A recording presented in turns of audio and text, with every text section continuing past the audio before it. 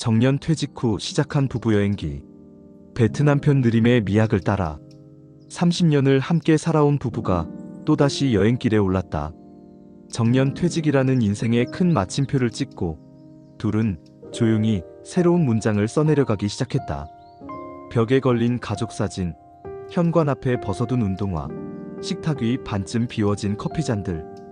모든 일상이 익숙하고 고요했지만 어쩐지 그 고요함이 오히려 공허하게 느껴지던 어느 날 그들은 서로에게 물었다. 우리 어디라도 가볼까? 아이들은 모두 자라 제 삶의 길을 걸었고 일터는 이제 더 이상 부부를 부르지 않았다. 평생을 다른 사람들을 위한 시간으로 살아왔기에 이제는 자신들을 위한 시간이 필요했다. 부엌에 마주 앉아 조용히 커피를 마시던 아침, 그들은 지도를 펴고 천천히 손가락을 움직였다. 그리고 눈길이 멈춘 곳, 그것이 바로 베트남이었다. 이번 여정은 특별했다. 누구의 초대도 아닌 서로의 마음이 이끈 여행이었다. 조금 더 따뜻하고 조금 더 느긋한 나라. TV 속 풍경으로만 알던 그곳, 낯설지만 어딘가 정겨운 느낌. 어쩌면 젊은 날의 우리처럼 다듬어지지 않았지만 순수한 온기가 느껴지는 땅. 둘은 작은 배낭에 옷 몇 벌, 노트 한 권, 그리고 잊지 않으려는 기억들을 담아 비행기에 올랐다. 느릿한 시간 속에서 오히려 또렷하게 보이는 서로의 표정. 낯선 골목에서 마주친 아이의 웃음, 거리 카페에서 마신 진한 커피 한 모금, 함께 걷던 저녁 노을 아래의 길. 도시를 찍고 다니는 여행이 아니라 풍경 사이에 깃든 감정과 시간을 천천히 꺼내보는 여정. 이번 여행은 단순한 관광이 아니라 다시 서로를 만나고 함께 걸어온 세월을 조용히 되돌아보는 깊은 쉼이었다. 호찌민 전쟁과 평화의 도시. 첫 도시는 남부의 중심지 호찌민이었다. 비행기에서 내려 입국장을 빠져나오자마자 따뜻한 공기가 얼굴을 감쌌다. 베트남 특유의 습기 섞인 열기가 폐 깊숙이 들어왔고 공항 외벽 너머로는 수백 대의 오토바이가 들끓는 도심이 한눈에 펼쳐졌다. 경적 소리가 끊임없이 울려 퍼졌고 오토바이는 서로 간의 규칙 없이도 흐르듯 움직이고 있었다. 처음 마주한 혼란스러운 질서 속에서 두 사람은 흥미와 긴장을 동시에 느꼈다. 그들은 조심스럽게 첫걸음을 내디뎠고 세상의 모든 움직임이 살아있는 듯한 그 거리 속으로 천천히 스며들어갔다. 숙소에 짐을 풀고 곧장 향한 곳은 전쟁 박물관이었다. 대문 앞에는 여전히 전쟁 당시 사용된 헬기와 탱크가 전시되어 있었고 철문을 지나자 공기는 갑자기 무거워졌다. 첫 전시실에는 고문기구와 함께 전쟁 포로들의 처절한 기록이 전시돼 있었다. 안에는 한 발 한 발 조심스럽게 걷다가 어느 순간 벽에 걸린 한 장의 사진 앞에서 멈춰섰다. 사진 속에는 쓰러진 가족을 부둥켜 안은 아이가 울고 있었다. 아내는 그 사진 앞에서 오랫동안 움직이지 않았다. 나는 옆에 서서 그녀의 눈빛을 바라보았다. 그 안엔 공감과 분노, 그리고 말로 다 설명할 수 없는 깊은 슬픔이 깃들어 있었다. 그녀가 말하길, 이 아이도 지금 살아있었다면. 박물관의 정적 속에서 그 말은 천천히 공간을 울렸다. 두 사람은 말없이 다음 전시실로 걸어갔다. 낡은 헬멧과 군복, 피 묻은 편지와 어린아이의 신발들. 그곳은 단지 과거를 보여주는 장소가 아니었다. 전쟁의 참혹함이, 평화라는 단어의 무게가 가슴을 누르듯 전해졌다. 박물관을 나와 거리로 나오니 다시 세상은 살아 움직이고 있었다. 향한 곳은 벤탄시장. 낮에 햇살은 더 뜨거워졌고 시장 입구는 사람들로 북적였다. 고수와 레몬그라스 향, 갓 튀긴 반새우의 고소한 냄새가 콧속을 간지렸고 가판대에서는 형형색색의 천과 액세서리가 눈길을 사로잡았다. 상인들은 능숙한 손짓으로 관광객을 맞이했고 열대 과일을 깎는 칼질 소리, 계산기를 두드리는 소리, 아이들이 뛰노는 웃음소리가 뒤섞여 있었다. 안에는 화려한 실크 천이 쌓인 가게에서 발걸음을 멈췄고 자수가 놓인 손가방 하나를 고르며 조용히 미소 지었다. 나는 그런 아내의 모습에서 묘한 안도감을 느꼈다. 방금 전까지 침묵에 잠겨있던 그녀가 이 활기 속에서 다시 웃고 있었다. 그날 저녁 두 사람은 사이공 강변으로 향했다. 낮의 소란스러움이 가라앉고 도시에는 노을이 스며들고 있었다. 석양은 강물 위를 붉게 물들이며 천천히 저물어갔다. 유람선은 조용히 강 위를 흘렀고 강가에 앉은 연인들과 가족들이 저마다의 시간을 보내고 있었다. 두 사람은 말없이 강변을 걸었다. 도시의 소음은 점점 멀어지고 그 자리에 바람과 서로의 발소리만이 남았고 그 순간 남편은 생각했다. 전쟁의 폐허를 딛고 오늘의 삶을 살아가는 이 도시처럼 우리 부부도 수많은 시간의 굴곡을 지나 여기까지 걸어왔구나. 말없이 손을 잡은 두 사람의 그림자가 붉게 물든 강물 위로 길게 드리워졌다. 다낭과 호이안 등불 아래 피어난 미소. 다낭에 도착하자마자 짙은 바다 내음이 공기를 가득 채우며 두 사람을 반겼다. 숙소 창문을 여는 순간 파도가 해안에 부딪히는 소리가 마치 환영의 인사처럼 들려왔다. 짭조름한 바닷바람이 커튼 사이로 스며들어 방 안을 감싸고 창밖으로 보이는 미케 해변은 은빛 햇살 아래 조용히 반짝이고 있었다. 이른 아침 두 사람은 신발끈을 고쳐 메고 해변으로 나섰다. 바다와 나란히 뻗은 산책로를 따라 걷는 그 순간 말보다 긴 호흡과 조용한 눈빛으로 서로의 감정을 나누었으며 모래 위에 남겨진 발자국과 함께 그들만의 기억이 하나씩 쌓여갔다.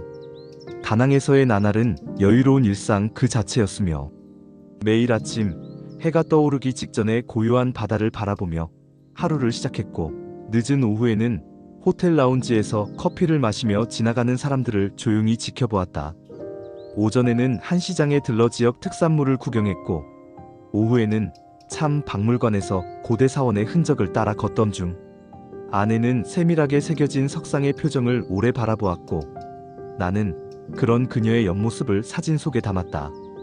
바나일로 향한 날은 유독 하늘이 맑아 보였으며 끝없이 이어지는 케이블카에 앉아 계곡을 내려다보며 두 사람은 어린아이처럼 창밖을 바라보았다. 구름 사이로 드러난 황금다리 위에 발을 디딘 순간 세상이 멈춘 듯한 정적 속에서 그들은 서로의 손을 꼭 잡았다. 아내는 손바닥으로 허공을 가만히 쓰다듬었고 이게 진짜 구름일까?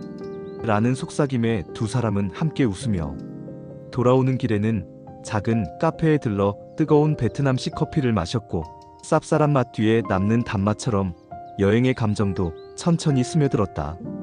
밤이 되면 강변으로 나가 용다리 불쇼를 기다리며 사람들의 기대 어린 시선이 하나로 모이고 불이 뿜어져 나오는 순간 주변은 함성과 감탄으로 가득 채우고 있었다. 아내는 카메라 셔터도 누르지 않은 채 그 광경을 바라보며 이런 걸 같이 보는 게 우리 여행이네. 그의 마음속에도 불꽃 하나가 조용히 피어오르고 있었다. 그리고 호이안. 낮에 다낭이 생동감이라면 밤의 호이안은 정적 속의 서정이었고 40분가량 차를 타고 도착한 이 작은 도시에서 두 사람은 시간을 천천히 걷는 법을 배웠다. 낮에는 자전거를 빌려 고즈넉한 마을 골목을 누볐고 시장에서 장인을 만나 수제 랜턴 만드는 과정을 구경하며 노란 벽과 붉은 기와 손때 묻은 나무문 틈으로 불어오는 바람까지 모든 것이 하나의 그림처럼 다가왔다. 해가 지자 마을 전체가 부드러운 등불빛으로 물들고 있었고 조용한 강가에는 작은 배들이 떠 있었고 연인과 가족들이 소원을 담은 등불을 물 위에 띄우고 있었다. 아내는 등을 손에 쥔 채 잠시 눈을 감으며 우리의 내일도 지금처럼 평온했으면 좋겠어. 그녀의 손에서 놓인 등불은 잔잔한 강물 위를 떠내려갔고 두 사람은 등불이 사라질 때까지 그 자리에 서 있었다. 그날 밤 호이안의 골목을 걸으며 남편은 생각했다. 이토록 조용한 순간들이 우리 삶을 단단히 붙들어주고 있구나. 따뜻한 조명 아래서 마주본 아내의 눈동자는 오래도록 잊고 있었던 감정을 다시 일깨워 주었다. 등불보다 더 환한 서로의 얼굴을 바라보며 그들은 마치 처음 사랑을 시작하던 날처럼 서로를 새롭게 느꼈다. 하노이 고요한 속삭임. 여행의 마지막 도시는 북쪽의 수도 하노이였다. 처음 이 도시를 마주한 순간 두 사람은 무언가 단단하고 오래된 공기가 폐 깊숙이 스며드는 것을 느꼈다. 호찌민 묘역의 엄숙한 분위기, 문묘의 고요한 정원, 바딘 광장의 정제된 공간감, 그리고 프렌치 쿼터의 유럽풍 골목과 카페들까지. 이 도시의 공기에는 시간과 기억, 그리고 삶의 온기가 녹아 있었다. 하노이는 화려한 장식보다 천천히 들여다볼수록 드러나는 깊은 아름다움을 가진 도시였다. 그들은 하노이에서 일주일을 머물며 매일 아침 같은 시간 숙소 옆 찻집에 들러 베트남식 에그커피와 따뜻한 반미를 나눴다. 사장님과 인사를 주고받는 것부터 시작되는 하루는 어느새 익숙해져 갔으며 둘은 느릿한 걸음으로 도시를 걸었고 골목마다 새로운 이야기를 발견했다. 문묘 앞 오래된 나무 아래에서 종소리를 들으며 하루를 시작하고 오후엔 베트남 민속박물관에서 소수민족의 문화와 전통을 배웠다. 아내는 수공예 자수복이 전시된 공간에서 오래 머물렀고 나는 그 모습이 마치 그녀의 과거를 들여다보는 듯해 가만히 옆에서 지켜보았다. 비 오는 날엔 하노이 대성당 앞에서 우산 하나를 나눠 쓰고 카페에 들어가 창밖을 바라보면서 시간을 보내며 커피 한 잔이 식어갈 때쯤 아내는 조용히 나지막한 목소리로 이 도시는 말을 아끼게 만들어. 그 말처럼 하노이는 두 사람 사이의 대화를 줄이고도 마음을 채우는 도시였다. 저녁마다 찾은 호안기엠 호수는 이들의 일상을 따뜻하게 감싸듯 포근했고 붉은 다리를 지나 정자에 앉으면 호수 위로 날아오르는 비둘기와 석양에 물든 물결이 하루를 정리해 주었다. 노부부가 손을 잡고 걷는 모습, 아이들이 자전거를 타고 도는 모습, 책을 읽는 젊은이들의 집중한 눈빛까지 모든 풍경이 정지된 화면처럼 아름다웠다. 아내는 조용히 말했다. 우리도 이 풍경 속 일부가 된 것 같아. 하루는 오페라 하우스에서 베트남 전통 음악 공연을 보고 있던 중 해가 지고 불이 들어오자 고즈넉한 건물은 웅장한 아름다움을 뽐냈고 전통악기의 울림은 심장을 울렸으며 둘은 나란히 앉아 박수를 치며 말없이 같은 감정의 파도를 함께 타고 있었다. 구시가지의 좁은 골목도 빼놓을 수 없었죠. 카페 지향에서 전통 방식 그대로 만든 에그커피를 맛보며 벽 가득 붙은 손님들의 메모를 하나씩 읽으며 낡은 벽돌, 바랜 포스터, 천장에서 느리게 돌아가는 선풍기, 그 모든 게 시대를 끌어안고 있었다. 아내는 말했다. 이런 공간은 살아있는 기록이야. 그리고 마지막 밤 두 사람은 재래시장 옆에서 반세오와 분짜를 나눴다. 야외 테이블에 앉아 현지 사람들과 어깨를 부딪히며 웃고 맥주를 나누는 시간. 익숙하지 않은 재료에서 새로운 맛을 발견하고 타인의 언어에서 공감의 눈빛을 느낄 수 있었다. 하노이는 살아가는 도시 그 자체였으며 거창하지 않아 더 깊은 감동을 주는 곳. 눈앞의 풍경보다 그 안에 담긴 이야기에 귀 기울이게 하는 도시. 두 사람은 이곳에서 지나온 시간을 정리하고 앞으로 걸어갈 방향을 마음속에 그렸다. 도시는 더 이상 낯설지 않은 공간이 되어 있었고 익숙함과 애틋함이 번갈아 마음을 스쳤고 부부는 그 감정을 차곡차곡 쌓아갔다. 여행 마지막 날 다시 문묘 앞 그늘 아래 벤치에 나란히 앉은 두 사람 사이로 바람이 불어왔다. 고요한 나뭇잎 소리, 멀리서 들려오는 사원 종소리, 그리고 침묵의 대화가 어우러지며 아내가 조용히 말했다. 우리도 이제 충분히 걸어왔어요. 나는 고개를 끄덕이며 그녀의 손을 잡았다. 하노이의 깊은 숨결이 그 순간 둘 사이에 남아 긴 여운처럼 머물렀다. 여행의 끝, 다시 시작되는 마음. 베트남에서의 시간은 단순한 쉼이 아니었다.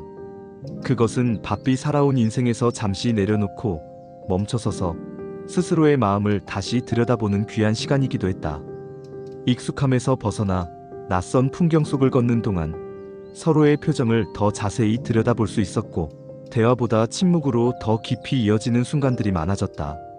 전쟁의 상처가 남은 거리, 바닷바람이 살결을 스치던 해변, 작은 등불이 흘러가던 강물, 붉은 노을이 내려앉은 호수의 정적. 베트남이라는 공간은 우리 부부에게 말없는 위로이자 지나온 시간을 정리할 수 있는 다정한 무대가 되어 주었다. 여행이라는 건 결국 지도를 따라 움직이는 일이 아니라 마음을 따라 움직이는 여정이었다. 화려한 명소보다 평범한 식탁에서 마주본 서로의 눈빛, 유명한 관광지보다 비 오는 날 나란히 걷던 골목의 감촉. 여행이 깊어질수록 어디를 갔는가 보다 어떻게 함께 했는가가 더 선명하게 남았다. 낯선 길 위에서 우리는 더 익숙해졌고, 새로운 도시는 오히려 서로를 더 깊이 이해하게 만드는 거울이 되었다. 우리의 여행은 아직 끝나지 않았으며, 오히려 이제 시작된 것일지도 모른다. 정년 이후의 삶을 두려움이 아닌 설렘으로 채울 수 있다는 것을 이 베트남 여정이 조용히 일깨워 주었다. 다음 여행지에서도 우리는 새로운 풍경을 보며 또 다른 우리를 발견하게 될 것이다. 시간은 흘러도 마음을 함께 걷는 이 여정은 끝나지 않을 것이다. 이 글이 여러분들의 마음에도 작은 온기를 남겼다면 구독과 알림 설정으로 우리의 다음 발걸음을 함께 해주세요. 좋았다면 좋아요도 잊지 마시고요. 우리 부부의 세계 일주는 아직 많은 도시와 이야기를 기다리고 있습니다. 다음 목적지에서 또 인사드리겠습니다. 감사합니다.